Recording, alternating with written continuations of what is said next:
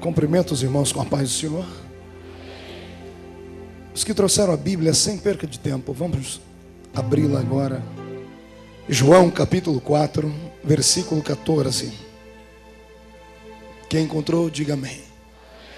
Está escrito assim: mas aquele que beber da água que eu lhe der, nunca terá sede, porque a água que eu lhe der se fará nele uma fonte de água que vai jorrar para a vida eterna.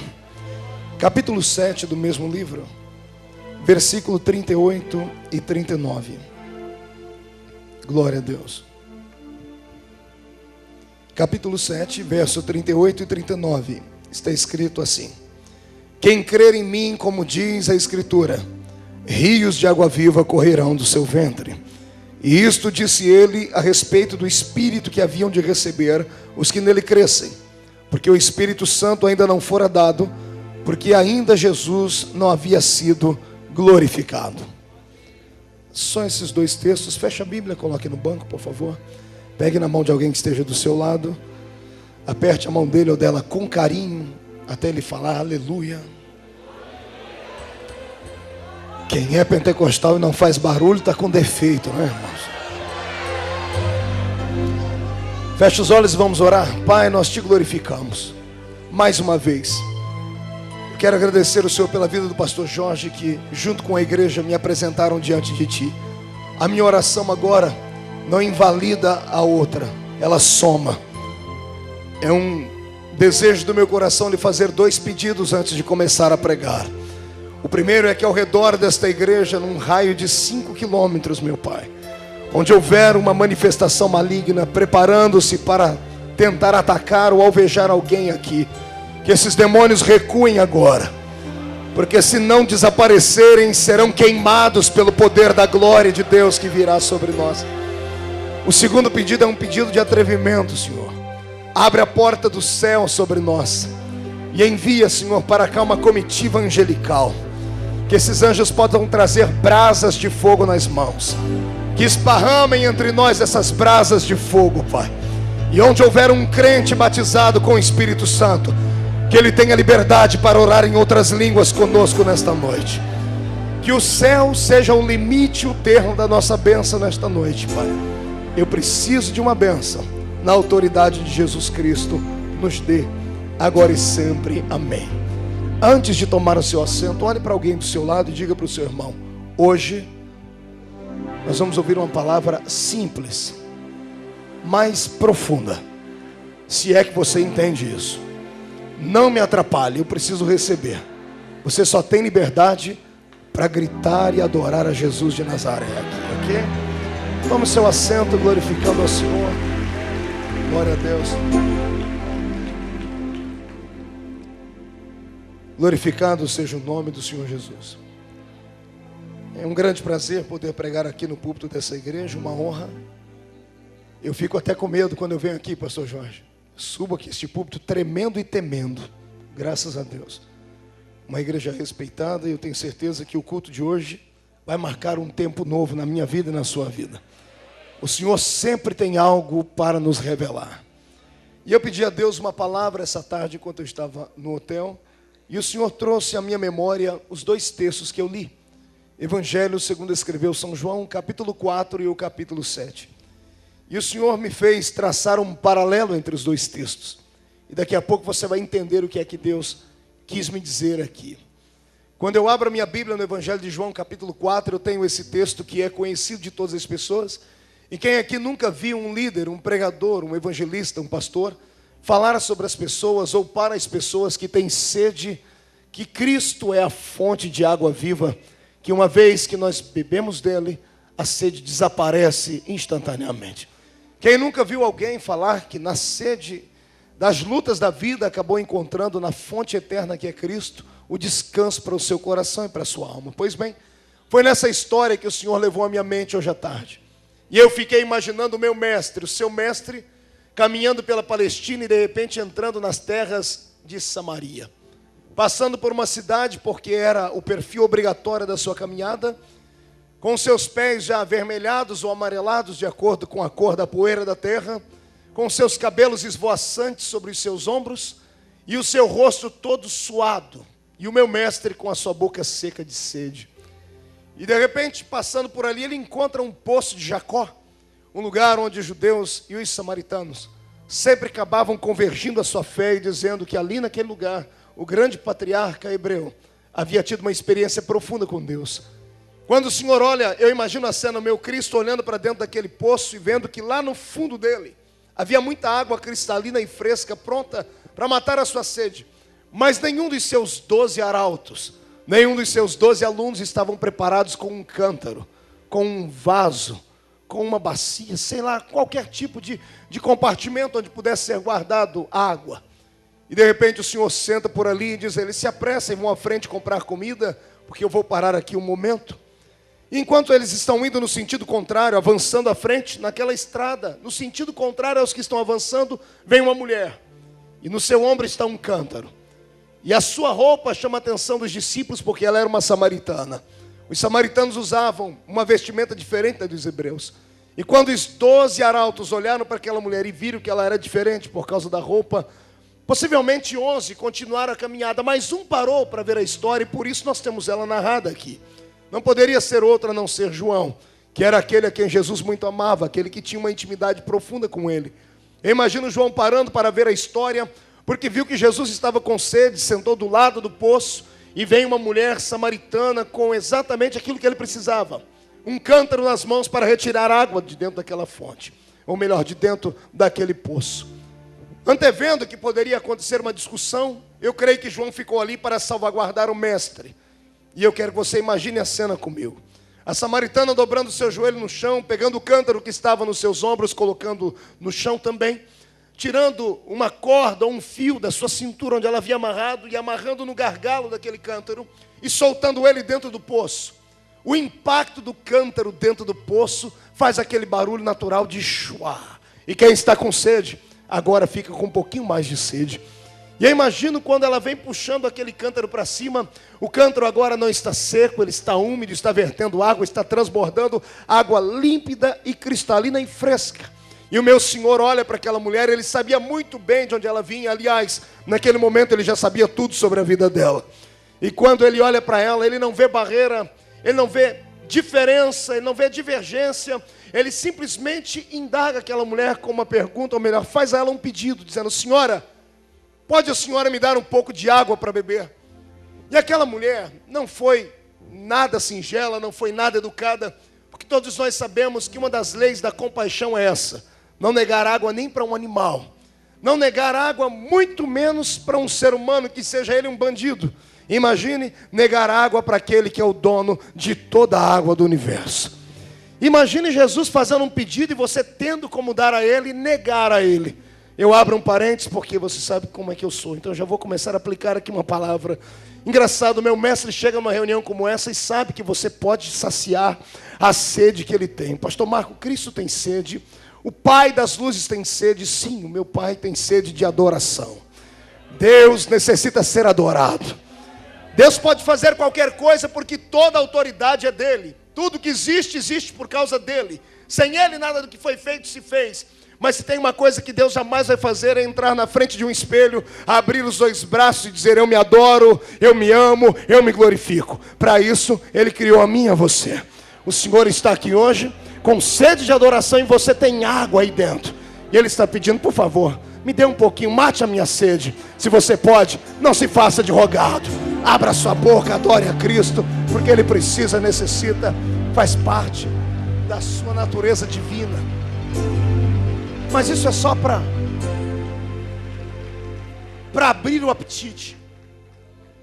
Quando aquela mulher ouve a voz do meu mestre, ela olha para ele sem querer acreditar no que ela estava vendo e ouvindo. Porque os judeus não conversavam com os samaritanos de nenhuma forma. Os judeus não tinham diálogo com os samaritanos. Um homem judeu não falava com um homem samaritano. E ela está olhando agora um homem judeu falando com uma mulher. E ela olha o meu mestre dos pés à cabeça e sonda. E ela percebe que a sua roupa era uma roupa que identificava ele como sendo um judeu pelo cinto que ele usava. Nesse momento ela toda arrogante. Ela empina o seu nariz e olha para ele e diz assim, como sendo tu judeu, pede água de beber a mim que sou mulher samaritana. João foi muito educado, sempre foi um cavalheiro, escreveu essas palavras aqui com delicadeza. Mas em outras palavras, aquela mulher estava chamando o meu Jesus e o seu de alguém que não tinha pudor e nem vergonha na cara. Era como se ela estivesse dizendo assim: o senhor não tem respeito pelos ensinamentos dos seus pais, o senhor não conhece o que há entre as nossas etnias, o senhor não sabe das divergências que há entre nós. Como o senhor, sendo um homem judeu, pede água a mim, que sou uma mulher samaritana, para beber? O senhor não tem pudor, o senhor não tem vergonha na cara. Foi exatamente isso que ela estava dizendo. Interessante, Jesus poderia ter feito com aquela mulher aquilo que ele ensinou seus discípulos a fazerem. Quando vocês forem anunciar uma boa nova a alguém e a pessoa não aceitar, por favor, levante o seu pé para cima, sacode a poeira do chão, a poeira que está no seu pé sobre o chão, e aquele lugar ficará com um sinal, e aquele lugar acabará sendo amaldiçoado. Jesus poderia ter feito isso, poderia ter secado aquele poço, poderia ter secado a seiva da vida daquela mulher, poderia ter secado todo aquele ambiente, mas meu mestre não fez isso. Ele era sarado emocionalmente. Eu imagino o Senhor esperando só aquele momento, ele já sabia o que a mulher ia falar. E nisso, eu imagino ele não olhando para ela com um olhar de severidade, não com um chicote na mão e um cajado no outro, não. Eu imagino ele suavemente, com a sua perna cruzada, com as suas mãos sobre o seu ombro, dando um sorriso de canto de lábios para aquela mulher, dizendo assim: ah, mulher, se tu conheceras o dom de Deus, se você soubesse quem é que te pede água aqui, você me pediria água, e eu te daria uma água que quem bebe dela nunca mais tem sede. A mulher arrogante que está falando com ele, toda estufada, com o seu nariz empinado, desce agora a galeria dos réis mortais e começa a falar com ele num tom de quem está gaguejando, diz assim: mas o senhor não tem nenhum tipo de vaso, o senhor não tem nenhum tipo de cântaro, como é que o senhor vai tirar água desse poço? Porque ele é muito fundo. Ele disse: mulher, você não está falando somente com aquele que tem água, você está falando com a água personificada. Eu sou a água da vida. Quem experimenta a minha água nunca mais torna a ter sede. E a mulher diz: então me dá dessa água. Ele diz assim: se você crer no que eu estou falando aqui, vai nascer no seu ventre uma fonte de água que vai jorrar para a vida eterna, senhora samaritana. Aquilo tudo convergiu em salvação de almas, em uma experiência muito linda. Houve uma abertura naquilo que era tido como divergências entre os samaritanos e os judeus por causa deste ato de Cristo. Mas deixe essa história na sua memória, não esqueça ela, e venha comigo, acelere 8 dias à frente. Diga para o seu irmão: vamos caminhar 8 dias à frente. Os que eu gosto de ver é que tem gente que nem para me obedecer presta, né? Fale para o seu irmão, por gentileza, diga para ele: venha comigo 8 dias à frente. Vamos lá. 8 dias à frente. Quantos dias? Jesus já havia feito muitas coisas, havia feito milagres, ele havia ensinado os judeus, ele havia caminhado em cima das águas. Mas pelo que eu caminhei sobre a história, foram 8 dias de silêncio.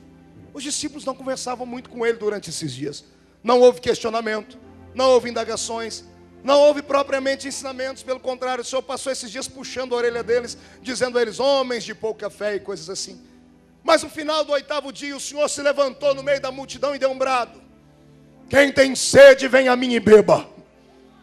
Meu Deus, eu imagino o povo ficando assustado com aquela palavra. E a multidão para ouvir. Mas o Senhor não está falando com a multidão agora. Ele está falando com os seus 8 discípulos. Ele percebeu que alguma coisa aconteceu. E eu quero crer na história que eu vou contar. Eu imagino que o Senhor, percebendo que eles não conversavam, não indagavam, não faziam mais questões, ele pergunta a um deles, que falava até pelos cotovelos: Pedro, o que está acontecendo com seus irmãos? Por que está todo mundo meio assim, longe de mim? Parece que eles não estão se apoiando mais naquilo que eu tenho ensinado. O que está acontecendo? E eu imagino Pedro dizendo: Senhor, a culpa é de João. Por que João, Pedro? Porque João contou para a gente a sua história. Que história, Pedro? A história daquela zinha lá. Que zinha, Pedro? Aquela mulher samaritana, aquela pecadora, adúltera, miserável. Pedro, por quê? O que está acontecendo? Senhor, João disse para nós que o Senhor conheceu ela. Ela te negou água e o Senhor ainda deu um presente para ela. O Senhor deu uma fonte de água e disse para ela que ela nunca mais teria sede. Imagina o meu Senhor dando uma bela gargalhada, dizendo: é verdade, eu fiz isso. E por que vocês estão todo borocochô? Qual o problema? Senhor, fazem 2 anos que nós te vimos. Nesses 2 anos o Senhor nunca deu uma gota dessa água para a gente. Nem uma caneca dessa água o Senhor deu para a gente. Está todo mundo reclamando que aquela mulher que nunca esteve com o Senhor ganhou uma fonte. E nós não temos nem um copo. Eu imagino Jesus num senso de humor, pastor Jorge, incrível, dando uma bela gargalhada, dizendo, esse é o problema. Chame os meninos, por favor. Chame os garotos, chame os meus alunos. Eu quero os 12 aqui na frente agora. Os 12, um na frente do outro. Ninguém olha para Jesus. Todo mundo olhando para Pedro e ameaçando ele depois. Cagueta. Imagina Pedro dizendo, mas não fui eu, foi João que falou. Ele perguntou, eu tive que falar. E Jesus dizendo, vocês estão bravos, tristes, porque eu dei uma fonte a uma mulher samaritana. Vocês pensam que eu também não dei isso a vocês? Todos vocês já têm a fonte.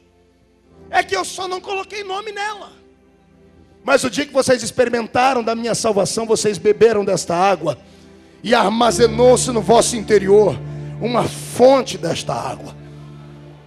E eu penso, Senhor, olhando para ele, dizendo assim, Pedro, como é que você acha que você andou em cima das águas? Você é um ser humano de carne e osso. Como é que você andou em cima das águas? Simples, porque você bebeu da fonte.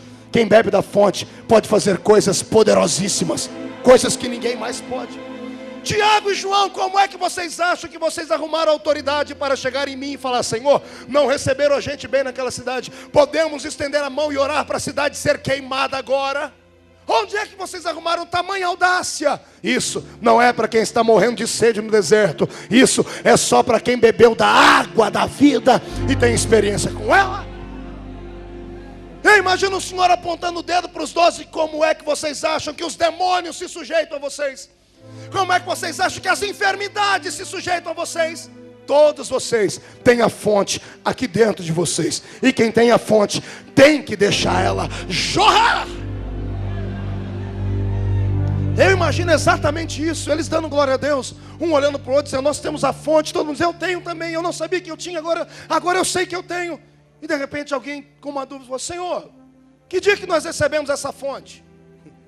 Aquele dia, que dia, Senhor? Aquele dia que eu parei o sermão e fiz assim para vocês, ei, todos me olhem. Recebei o Espírito Santo. Interessante é que eu descobri que existem 2 formas de ter o Espírito Santo. Eu descobri lendo esses textos que os discípulos não receberam o Espírito Santo uma vez, eles receberam 2 vezes. A primeira eles receberam através do sopro da boca de Jesus. Nesse dia ninguém falou em línguas, ninguém curou enfermo, ninguém plantou bananeira, ninguém profetizou. Nesse dia ninguém interpretou línguas, mas eles receberam o Espírito Santo.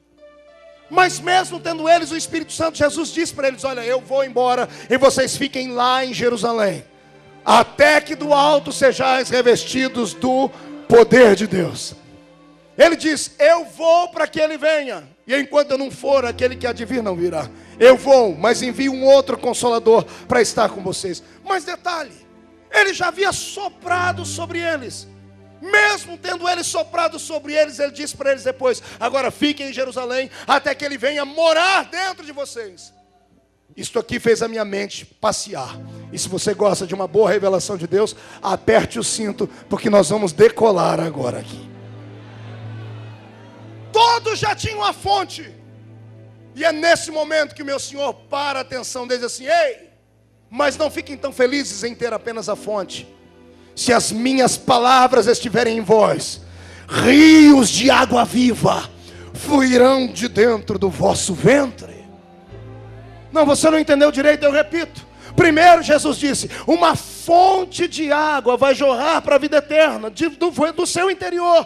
Para aquela que havia conhecido ele pela primeira vez. Mas para aqueles que estavam com ele agora, Jesus disse, vai nascer dentro de vocês um rio de águas fortes, que por onde ele passar, coisas extraordinárias vão acontecer.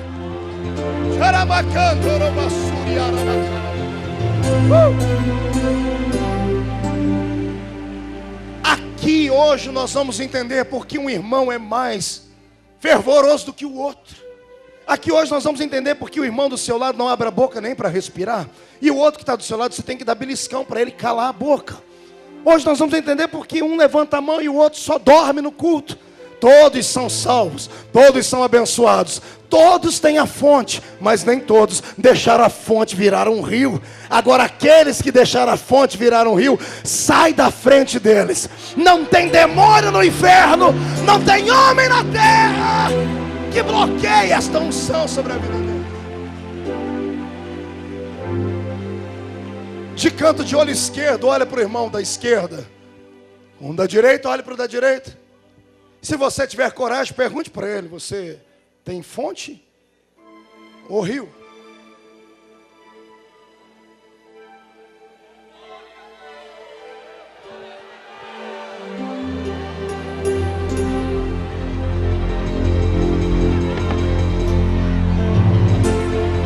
Ai, Jesus, segura. Eu descobri aqui, depois de muito tempo e depois de muitas divergências teológicas e questionamentos, que existem dois batismos que levam no final o nome do Espírito Santo. Só que são diferentes. Um é o batismo no Espírito Santo. O outro é o batismo com o Espírito Santo. Todos os salvos em Cristo Jesus, não importa o nome da denominação que ele seja. Pode ser aquela igreja onde cai neve dentro do culto, onde você fica 5 minutos depois e as pessoas acabam pegando resfriado de tão gelado que é. Não importa se eles não creem no carisma, mas se eles são salvos em Cristo Jesus, todos eles têm a fonte dentro deles. Pastor Marco quer dizer exatamente, quer dizer que esse irmão do seu lado, aliás, eu sei que o irmão falou que tem fonte de água, mas você olha para a cara dele, parece que ele tem uma fonte de vinagre que jorra de dentro dele, né? Mas nós vamos tentar quebrar isso aqui hoje. Mesmo essa pessoa que está do seu lado aí, que não abre a boca, que não faz nada, que não grita, que não é espalhafatoso nem expansivo como você, até esse crente aí é cheio do Espírito Santo. Porque nós não somos cheios do Espírito Santo pelo carisma, somos cheios do Espírito Santo pelo poder da salvação. O penhor da salvação ninguém pode deixar de ter. Agora o carisma do Espírito Santo é uma opção. O poder de Deus é uma opção. Vocês estão entendendo isso? Ser salvo não é opção, é obrigação. Quem não é salvo está perdido. Agora crer em línguas, receber dons, buscar o poder de Deus, isso não é para qualquer um. É só para aqueles que têm coragem de ir além do véu. É só para aqueles que têm coragem de atravessar o lugar santo e ir à presença de Deus. Às vezes o preço desse carisma é muito caro. Eu costumo dizer, pastor Jorge, que a salvação é a única coisa gratuita que temos na vida com Cristo na igreja. Você não precisa pagar nada pela salvação, Jesus já pagou ela para você. A salvação é de graça, por isso nós chamamos de graça. Graça é um favor imerecido, não é por aquilo que você é, por aquilo que Ele é. Não foi você que escolheu a Ele, está escrito, foi Ele que escolheu você. Eu não sei o que Ele viu em você para ir com a sua cara, mas se Ele foi com a sua cara, eu sou obrigado a bater palmas para você e dizer, Ele viu alguma coisa importante em você, porque o meu mestre não investe naquilo que não dá retorno. Jesus é o maior investidor que há no universo.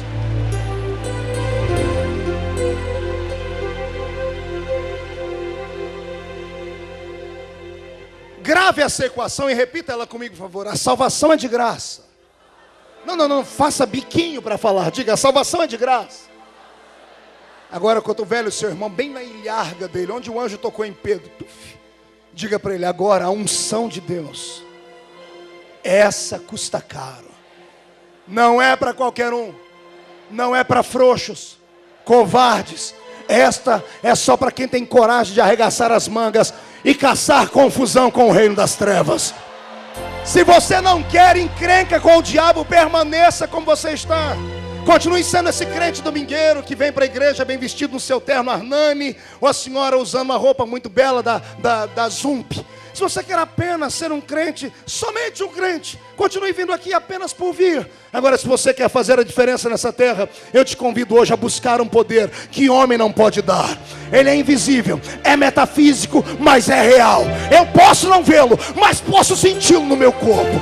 Eu posso não entendê-lo, mas no não é pelo fato de não entendê-lo que eu não busque. Eu quero que você hoje se prepare, porque o Senhor vai te revestir com tanta autoridade, com tanto poder, que quando você sair do culto hoje, chegar na rua da sua casa, os demônios inteligentes vão se levantar e vão se mudar de lá. Os ignorantes ficarão no chão para você pisar sobre eles, porque o Senhor vai te dar.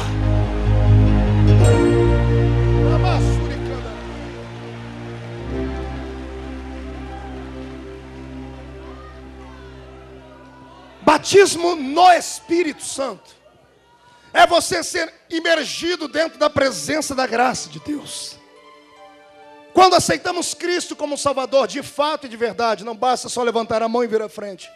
Quando nós temos um encontro com a conversão divina e reconhecemos os nossos erros e os nossos pecados, automaticamente todos os espíritos malignos que moravam em nós, eles têm que nos abandonar, porque um espírito maior e mais poderoso vem morar dentro de nós.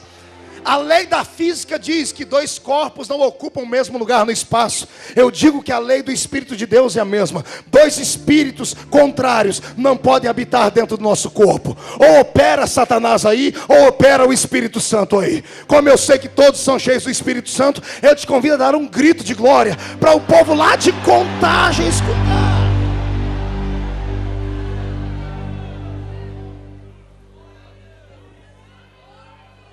Você foi batizado no Espírito Santo quando você entregou a sua vida a Cristo. Por isso, quando algum pregador, ou algum pastor, ou em algum curso, em alguma aula, alguém dizer assim: quem aqui está cheio do Espírito Santo? Não murche, não feche o rosto, nem fique triste, dizendo assim: eu não oro em línguas, eu não falo profecias, nada disso. Você é cheio do Espírito Santo, porque o Espírito Santo mora dentro de você. Só para que as pessoas entendam isso, murcha a barriga, estufe o peito, bata aqui, bata aqui. Olhe para o seu irmão e diga assim: você pode não acreditar, mas ele mora aqui dentro. Eu tranquei ele aqui dentro e engoli a chave. Daqui ele não sai. Só quem é cheio do Espírito Santo. Só mais uma vez, dê mais um grito para o inferno inteiro.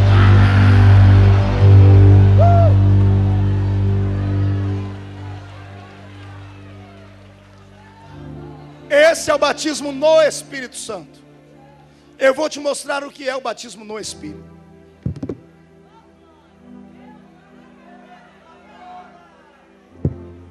Se eu chegasse aqui sem camisa para pregar, pastor Jorge, além de me dar um couro, ia mandar me prender. Numa repartição pública, numa repartição religiosa, um homem visto sem camisa pregar. Imagine a tribulação. É uma vergonha. Para isso eu me vesti com essa camisa.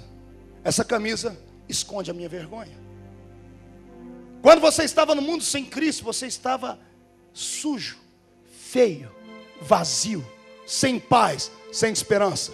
Você pertencia a um partido da sigla PPP, Partido dos Pecadores Perdidos. Ninguém dava um voto por você, ninguém, nem a sua família acreditava em você. Aí você encontrou na nudez da vida Jesus. E lá vem ele, carregando consigo um monte de roupa de salvação. Quando ele te viu nu, ele te vestiu com o Espírito Santo. Você foi eleito com apenas um voto, o voto do sangue de Jesus Cristo na cruz do Calvário. Ai! Com esta camisa eu posso ir a qualquer lugar, porque ninguém vai me recriminar. Posso caminhar porque eu estou bem vestido. Agora, se eu entrar num lugar muito frio, com ar-condicionado ligado, daquele que faz criar casquinha de gelo no nariz, ou se eu chegar num lugar onde eu preciso de um tipo de proteção maior, essa camisa não vai resolver muita coisa. Para isso, eu preciso me proteger com uma coisa mais forte. Aí, eu pego o meu terno.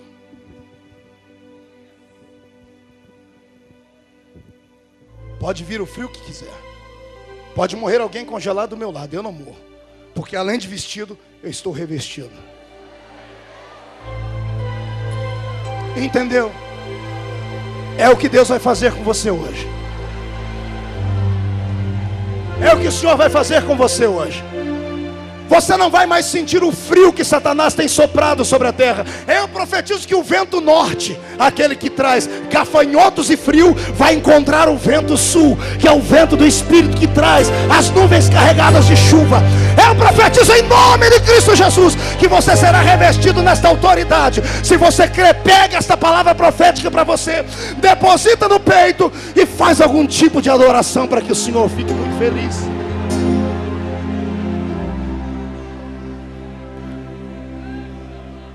Foi para isso que Jesus disse aos seus discípulos: a fonte é para quem acabou de me conhecer. Para quem está comigo há muito tempo, a fonte vai respirar e vai virar um rio. Entenda esta outra equação, esta lei natural da existência. O que é maior, a fonte ou o rio? Quem pode responder? O que é maior, uma fonte ou um rio? Exatamente, o rio é maior, mas não existe rio se não houver fonte. Geralmente todas as fontes são pequeninas, são frágeis e até limitadas. Se você conseguir colocar algo que bloqueie a respiração da fonte, você vai ver que ela vai parar de jorrar, porque ela não tem força nem pressão para romper o peso das águas que estão do lado de fora. É simplesmente por isso que você, mesmo sendo crente, cristão há tantos anos, passa anos e anos dentro da igreja sem sentir a glória do Senhor, sem ter uma experiência com Cristo, e quando vê um novo crente chegar e receber de Deus, acaba ficando frustrado no nosso meio. Temos pessoas esgotadas na nossa caminhada, pessoas que caminham conosco, que comungam com a gente, estão na mesma fé que nós, mas ainda não descobriram aquilo que há de glória, que o Senhor tem para nos dar. É porque essas pessoas receberam a fonte, mas no meio da caminhada acabaram encontrando algumas pessoas que não receberam para si e não queriam que ninguém mais recebesse, e deram um jeito de entulhar a fonte, deram um jeito de tapar a fonte, deram um jeito de bloquear a respiração dela. E como ela era frágil e pequenina porque estava nascendo, ela está bloqueada. Ela não secou, ela está bloqueada. E hoje eu vou pedir ao Senhor Jesus que venha com o seu poder aqui para desbloquear a sua fonte. Eu profetizo que aqueles que têm uma chamada de Deus e um ministério latente na sua alma, se prepare, porque antes do Natal, eu estou profetizando, antes do Natal vai aparecer aquilo que Deus prometeu a você. Eu profetizo que este ano, antes do Natal, tudo que lhe foi roubado na vida espiritual será devolvido com juro e correção monetária. Os anos que a sua fonte ficaram bloqueada, não me interessa se fazem 10, 20, 30 anos, será em questão de semanas e meses. O Senhor vai te colocar na faculdade do seu espírito e você receberá o diploma de graça e glória. Quem crê e quem quer, receba e pegue para você.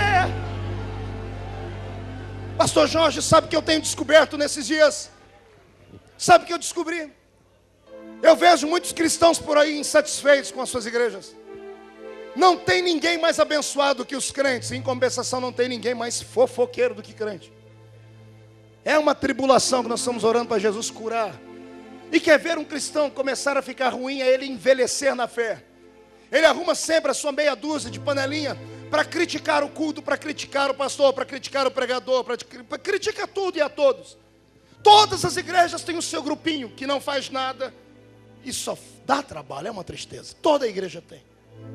Eu vejo pessoas que não estão satisfeitas em lugar nenhum, e todo mundo aponta para o público dizendo: é ali, o problema está ali. Deixa eu lhe dizer uma coisa, querido.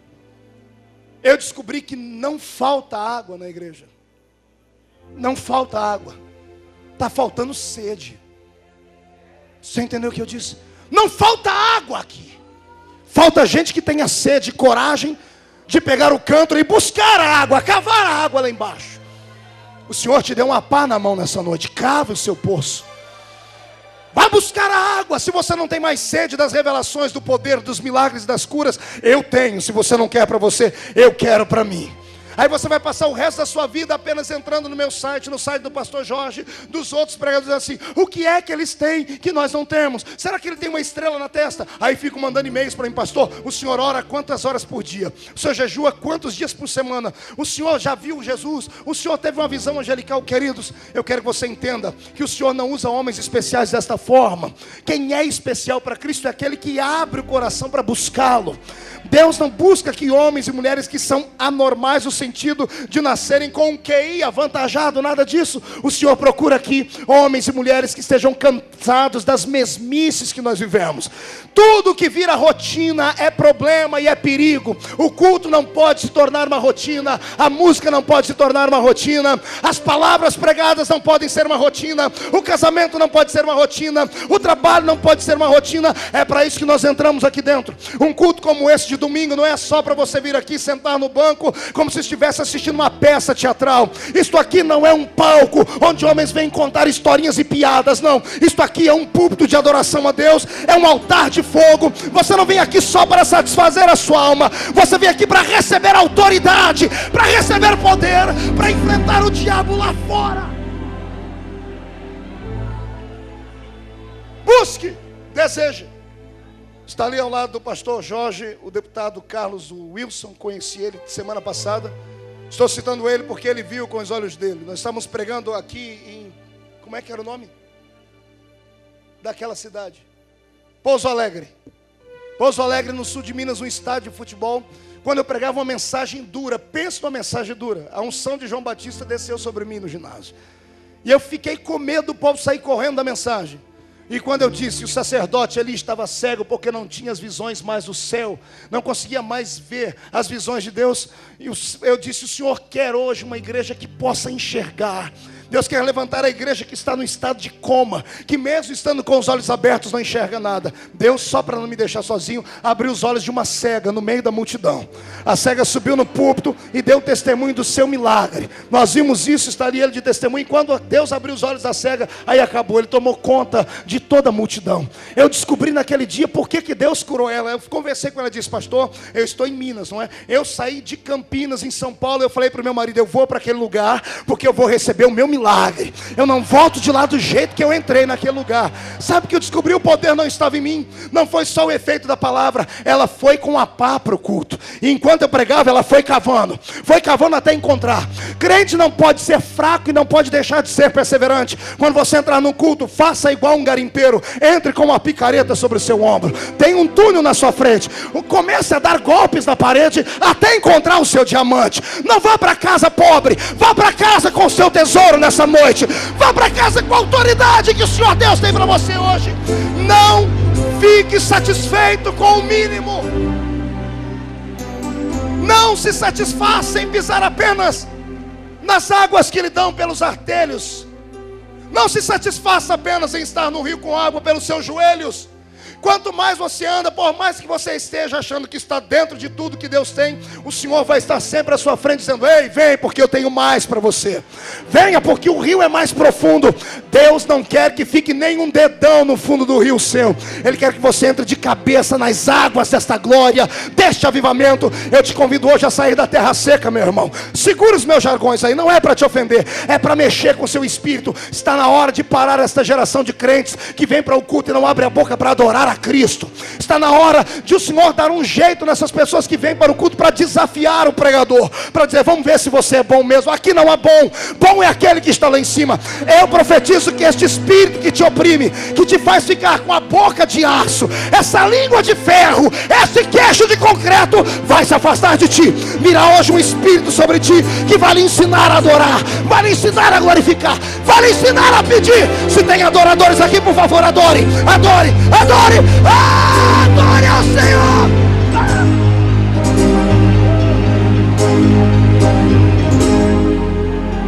Sinta sede.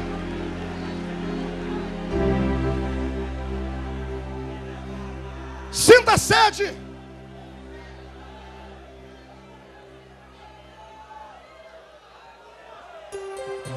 Pastor Jorge, me arrume 2 seguranças para sair daqui. Eu mudei a minha oração esse ano. Eu orava, Senhor, leva a igreja para Canaã, Senhor. Abra a porta de Canaã logo. Eu parei, dei uma olhadinha de visão global sobre a terra. Dobrei meu joelho e falei, Senhor, leva a igreja de volta para o deserto, Senhor. Eu estou orando para Jesus levar alguns de nós de volta para o deserto. Porque só não sente sede quem está com a vida ganha e mansa. Agora quem está no deserto sente sede e sente fome. Sede de Deus e fome da sua glória. Se você não sabe, fique sabendo, há um reavivamento satânico no Brasil. Eu não sei se vocês receberam um e-mail, como eu recebi essa semana. Gente de todos os estados brasileiros mandando e-mail dizendo: pastor, ore por nós, porque dia 6 do 6, dia 6 de junho de 2006, 06, está havendo um encontro de bruxos no Brasil. Satanistas estão se reunindo. Macumbeiros já receberam mensagens para neste dia ofertarem a Satanás. Eles estão se reagrupando e os crentes mandando: pastor, estou com medo, vem aqui fazer um culto. Eu falei: não adianta eu ir aí. Eu sou só uma andorinha sozinha não faz verão. Mas se juntarmos todos juntos, quem é o diabo para amaldiçoar aquilo que Deus abençoou? Me fale! Ah, você tem medo de obra de feitiçaria? Eu te convido hoje a ser revestido do poder de Deus. O poder de Deus, ele vai te proteger. Não tem obra de feitiçaria, não tem Zé Pilintra, Zé Pilantra, Chucaveira, Tranca-Rua, Preto Velho. Não tem nenhum demônio desses que possa, com um crente cheio do Espírito Santo, você vai para sua casa pisando em brasas de fogo hoje. Se você quer esse revestimento, comece a buscar. Busque direto dele. Ei, eu tenho uma notícia ótima para lhe dar. O mais difícil é ter a fonte. E a fonte você já tem. Mão direita para cima. Lá vai o pastor maluco fazer as coisas dele. Coloque a mão no ombro do irmão que está do seu lado. Faz um carinho nele até você arrancar um sorriso dele. Sorriu, fecha a mão no ombro dele. Chacoalhe ele até ele ficar irritado. Não irrita ele, tira ele do lugar, quem sabe ele acorda. Diga para ele: você já tem a fonte. Diga que você já tem o princípio. Fale para ele: deixa a fonte respirar. Deixa ela virar um rio. Deixa a fonte virar um rio.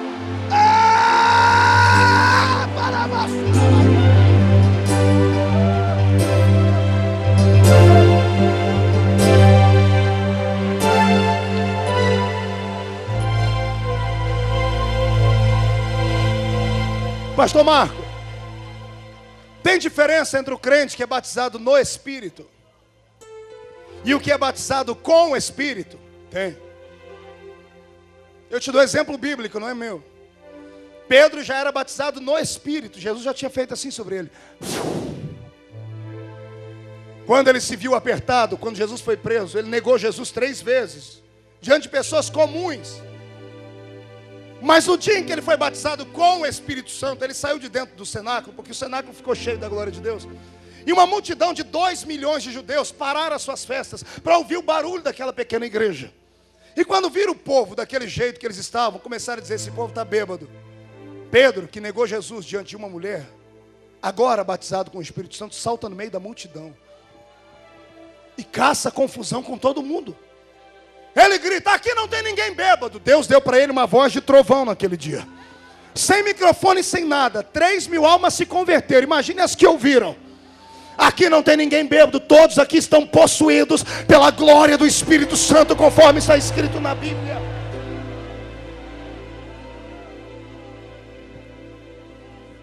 O batismo no Espírito te tira do pecado. Pode abrir para você a porta dos frutos do Espírito. Uma vez salvo, o Senhor muda o seu caráter, transforma a sua personalidade em alguns casos. Ele vai lhe dar o domínio próprio, vai fazer você ser uma pessoa mais amena, mais calma, o Espírito de Cristo. E a filosofia cristã vem morar em você quando você é salvo. Mas o fervor, a audácia e a autoridade, esta vem só quando você é revestido de poder e de autoridade. Eu te convido hoje a buscar este revestimento. Eu te convido hoje a sair desta terra árida e seca que você está. Eu te convido hoje a voltar a acreditar nos ensinamentos dos seus pais, que não eram ricos, que não eram importantes, nem tinham anéis de formatura no dedo, não eram poliglotas. Tinham as suas mãos cheias de calo e a sua boca toda desdentada. Eram pessoas simplórias, mas que quando abriam a boca para falar, os demônios recuavam e o Senhor parava para lhes dar atenção. Está na hora de juntarmos o útil ao agradável. Está na hora de juntarmos o que temos hoje com aquilo que a igreja do passado tinha. Pastor, o que é que a igreja do passado tinha? Ela tinha o levanta e anda. E hoje nós temos o ouro e a prata. Vamos juntar o ouro e a prata e o levanta-te e anda. Não tem demônio que pare diante de nós. Eu profetizo aqui em nome de Jesus que nós vamos sair da defensiva. nós vamos partir para a ofensiva. Está na hora de soltarmos o poder de Deus que está dentro de nós e mostrarmos aos demônios onde é o lugar deles. Os lugares dos demônios não são nessa terra. Os demônios não estão legais na sua casa, não podem ficar legais na sua empresa, não estão legais na escola do seu filho. Você será o executor da obra do Senhor. Onde a planta do seu pé pisar, os demônios vão sumir de lá. Fogo de Jeová virá através de ti. Quem crê e quem quer, abre a mão, jogue lá para cima e glorifique e adore essa. Peça de Aramassúria. Deseje.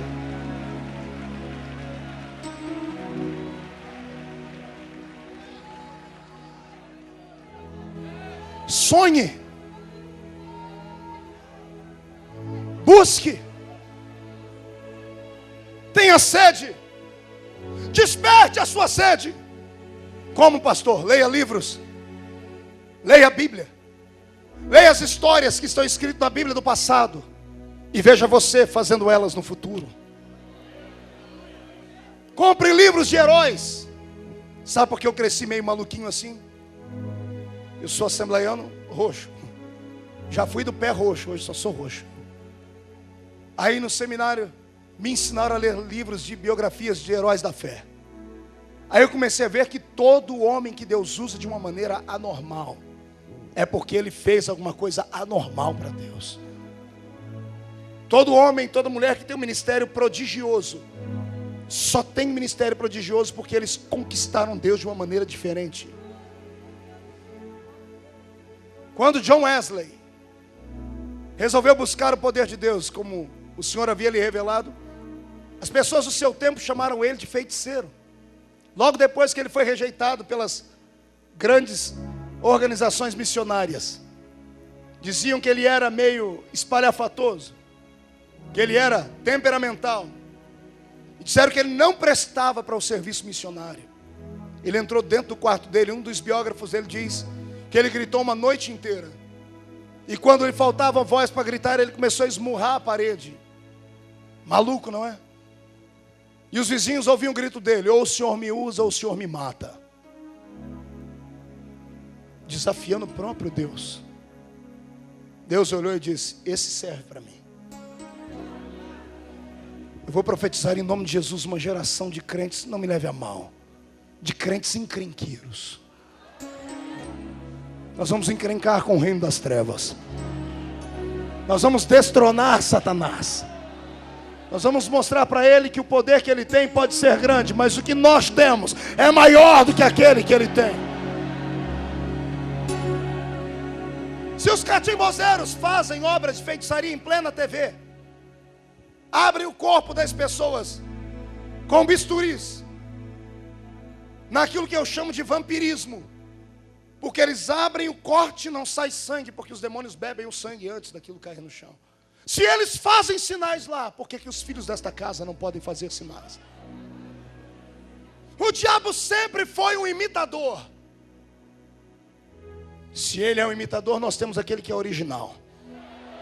E se nós temos aquele que é original, se prepare, porque Deus vai revestir a sua vida, a vida dos seus filhos, dos seus pais, a vida da sua igreja, da sua congregação. A partir de hoje há uma revolução acontecendo na sua vida espiritual.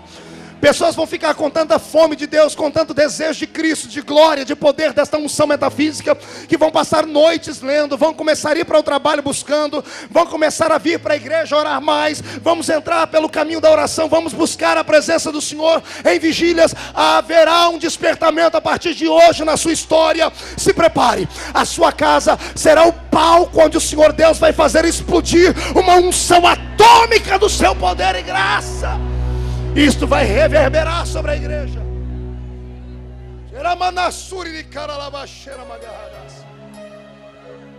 Para isso você tem que deixar o rio respirar. Eu sei que algumas dúvidas pairam sobre algumas mentes, dizendo assim: pastor Mar, mas isso aí não é uma questão de personalidade. Por exemplo, pastor, eu sou tímido, eu sou fleumático, eu não sou expansivo, nem sanguíneo como o senhor. Eu tenho vergonha. Será que o Espírito Santo vai fazer comigo aquilo que fez com você, pastor? Isso Espírito Santo teria que fazer uma mudança dentro da minha personalidade completa. Eu tive um exemplo disso dentro da minha casa. Logo que eu me casei. Me casei com uma moça criada dentro da igreja, filha de assembleianos, foi apresentada na casa do Senhor. O pai dela, um homem rico, e ela, a moça mais bonita da igreja. Todos os predicados, né, que alguém podia querer. Ela era muito inteligente. O único erro dela, a única bobeira dela foi ter casado comigo. Mas o restante ela acertou. Me casei com ela, a irmã Edileuza. E ela já sabia que eu gostava de orar, buscar a Deus. Um belo dia, pastor Jorge, 2, 3 meses de casado, voltamos à prática de buscarmos a Jesus no monte. A gente fazia muito isso lá no interior de São Paulo. Voltamos a fazer agora. E um belo dia eu disse, filha, vamos comigo orar. Ela disse, aonde? Eu disse, lá no monte. Ela disse assim, porque tem uma congregação lá?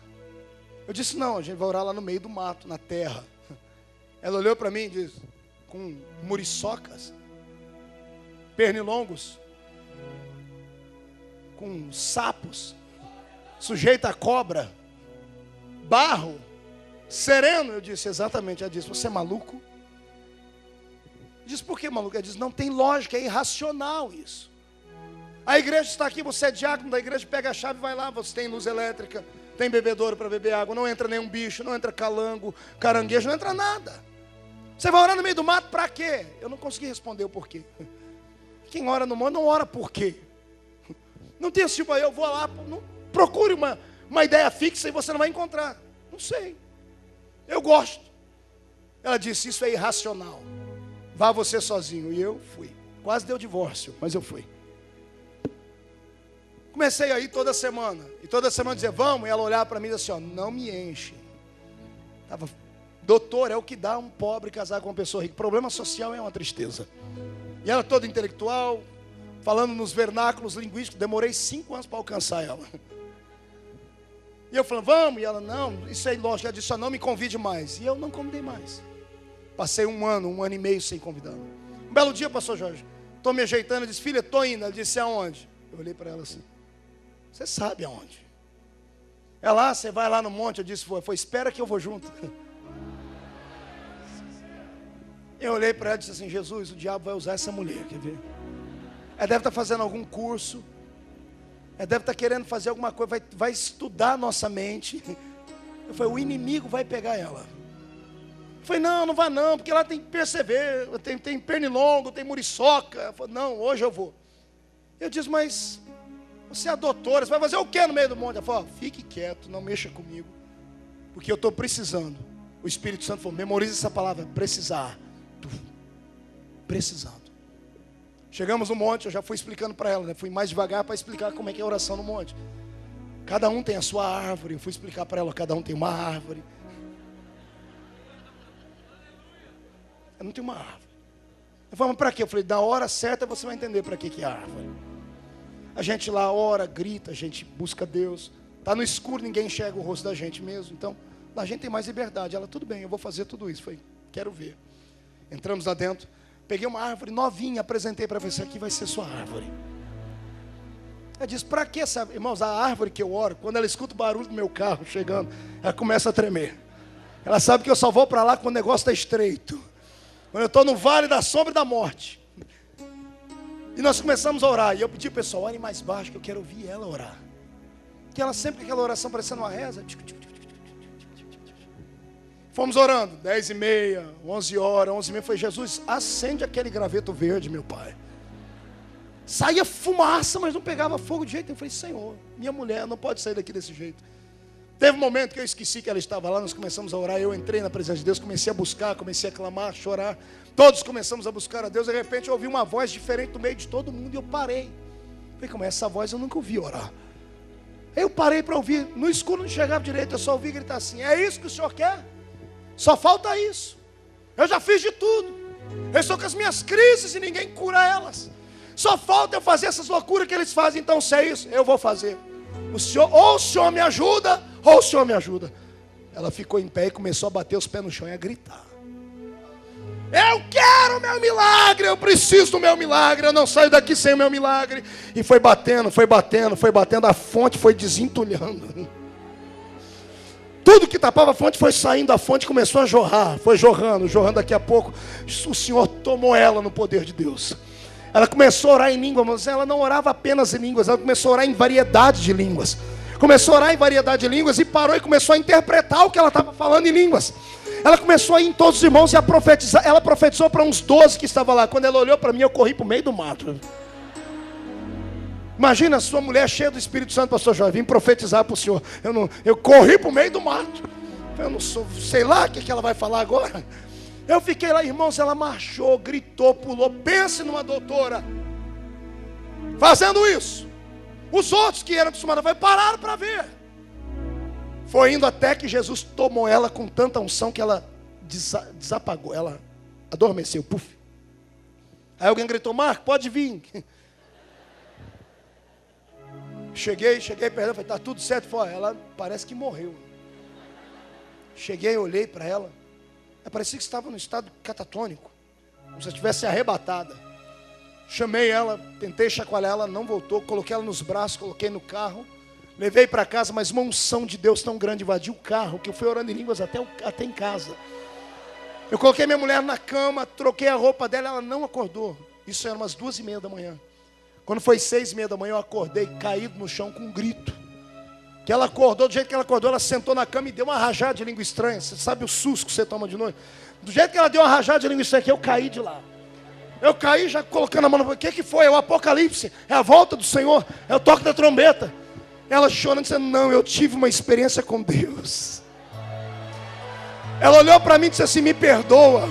Eu podia ter sentido isso há anos atrás. Ela escreveu a equação para mim. Olha o que ela escreveu. Ela disse assim, o poder de Deus não se manifesta no homem por causa da sua personalidade, mas sim por causa da sua necessidade.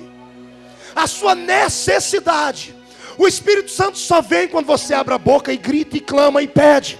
O Espírito Santo é um cavaleiro. Ele não vai entrar dentro da sua vida e ocupar o espaço que você não quer que ele ocupe. Isto faz o diabo no terreiro de macumba.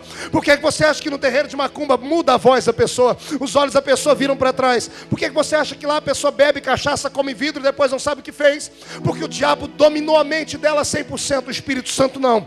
Ele não domina a nossa mente. Ele pactua conosco. Ele vai de acordo com aquilo que nós queremos. Se você disser venha, ele vem. Se você falar saia, ele sai. Se você falar eu quero ser usado, se prepare. Ninguém vai segurar aquilo que Deus tem sobre a sua vida. Agora, se você não quiser, você vai continuar o mesmo crente 5, 10, 20, 30 anos até o arrebatamento da igreja. Será salvo. Será salvo. Porque você já é batizado no Espírito. Mas vai deixar de experimentar a graça, a glória e a essência de Deus na terra. O ímpio diz assim, eu vivo o inferno na terra. E eu cheguei à conclusão que eles não estão de todo errado. O inferno não é aqui, mas pode começar aqui para algumas pessoas. A pessoa tem uma vida desgraçada nas drogas, com uma doença incurável, uma família destruída, passa fome, é mutilado, é isso, aquilo, e não tem Cristo. O inferno dela começa aqui. Se os ímpios podem começar o inferno aqui, porque nós não podemos começar um céu aqui? Quando você ora em línguas, quando você ergue a sua mão para o céu, quando o seu peito se enche de uma adoração que você não sabe de onde vem, quando o seu corpo se arrepia, quando as lágrimas saem dos seus olhos e você começa a falar um idioma que você nunca estudou, isso aí é um pedaço do céu nesta terra. Se você é batizado com o Espírito Santo, eu te desafio agora a desenferrujar as suas cordas vocais, a começar a orar em línguas estranhas. Pastor, mas ninguém vai entender. Quem disse que língua estranha é para homem entender? A minha Bíblia diz que quem ora em línguas não ora a homens, ora a Deus, ora a Deus. Só Deus sabe o que se passa. Então pede, adore e busque, peça e receba. E seja cheio do Espírito Santo. E toma na cara, Satanás. A nossa igreja está incendiada. Ninguém vai apagar esta chama.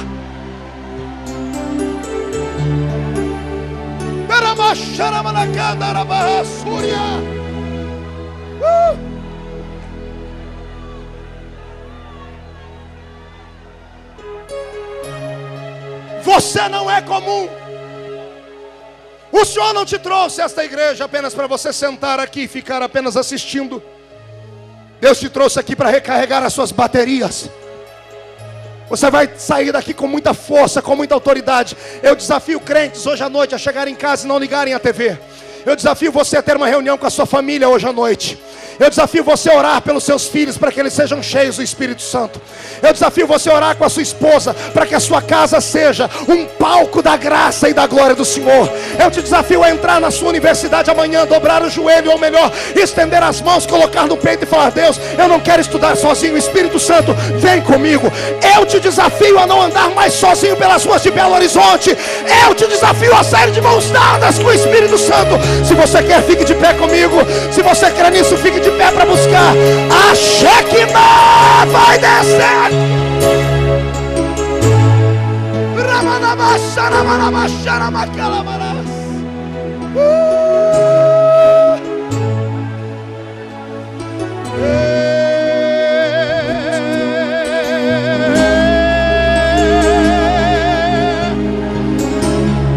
Ramadama Surya Rebaga Surikadara. Derrama tua Shekinah sobre mim. Derrama tua Shekinah sobre nós. Não conseguiremos ficar de pé. Batiza com o Espírito Santo, Senhor. Glória sobre nós. Derrama tua Shekinah sobre nós. Derrama tua Shekinah sobre nós. Não conseguiremos ficar de pé. Tamanha tua glória sobre nós. Sinta sede, tenha sede. Tenha sede, tenha sede. Derrama, Senhor.